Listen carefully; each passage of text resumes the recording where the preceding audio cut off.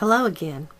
As you have undoubtedly already thought when you read the title of this video, these are indeed very volatile and controversial topics. So I'd like everyone to try to set their thoughts and opinions about these aside for just a little while.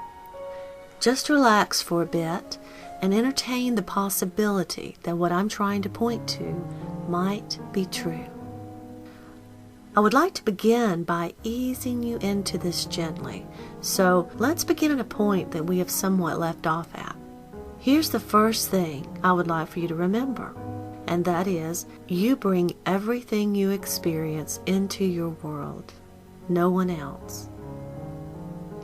And two, the patterns and expressions you may select to manifest as part of your reality are only limited by the arrangement of your consciousness, of how you see things, and of what you will allow. Here's the curious point of these things, which is most often overlooked. Your awareness, if it's still mostly unconscious of its true nature and true potential, will sometimes seem to be limited by the attributes of the prevailing pattern that you're spinning. I'm going to say it again. It will sometimes seem to be limited by the attributes of the prevailing pattern that you're spinning.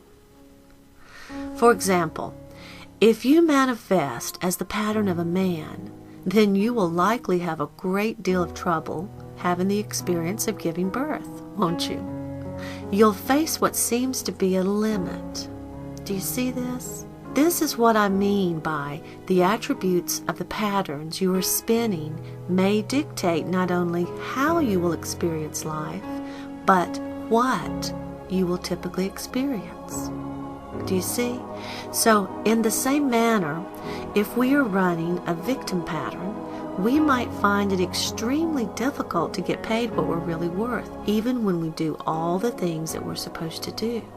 It just doesn't work for us. No matter how hard we try, we end up frustrated and confused. But this is what undermined your efforts. You were trying to maintain conflicting patterns, conflicting requests. You were still spinning the I am a victim pattern while you tried to spin the I deserve more money, and the two are in conflict. Do you see? You would have to begin to uproot the I am victim way of life before the I deserve more money has room to grow. So that is one thing I wanted you to see, because it's often why our best efforts at change end up thwarted. But there's another thing I wanted you to see by this understanding.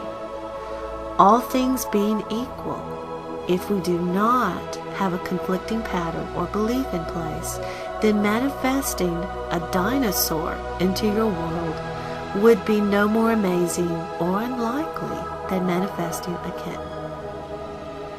And following the same line of thought, manifesting an alien is no more unlikely than manifesting your Uncle John.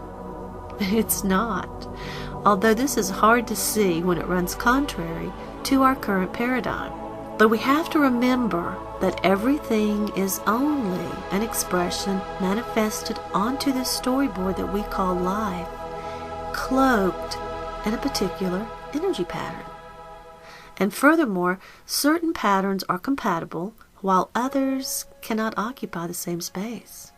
And some will attract each other while others tend to repel.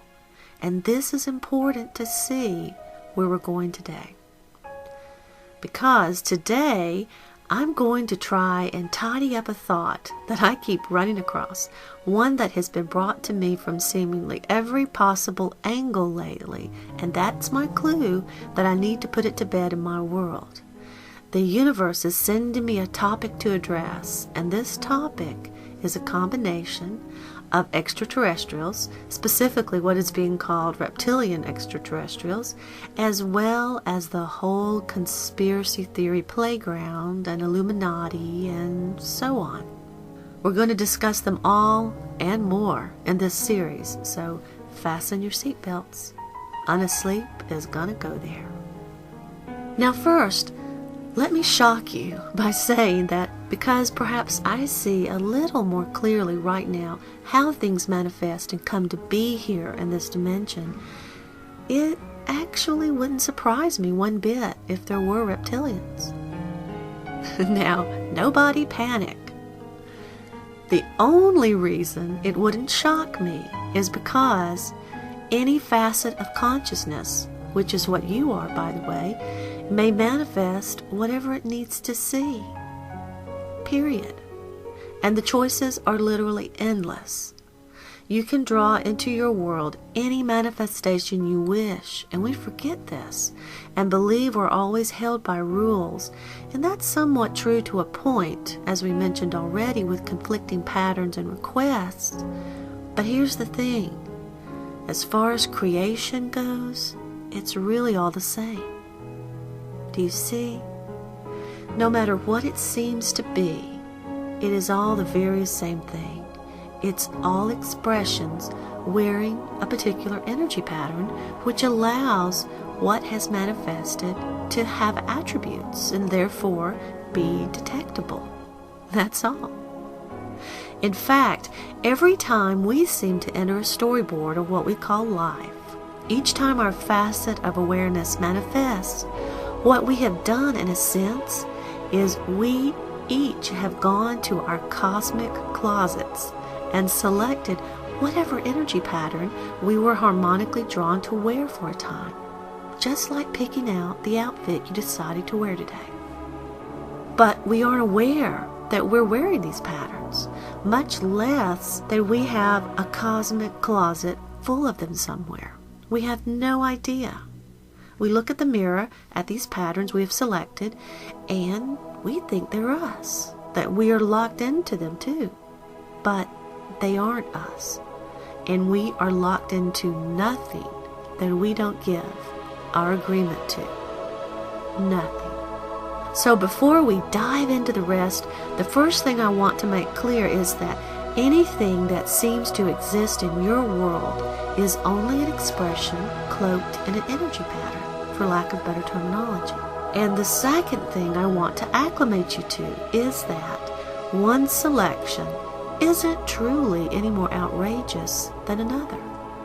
Dinosaur, alien, kittens, your Uncle John, everything manifests in exactly the same way. Please join me for the next part.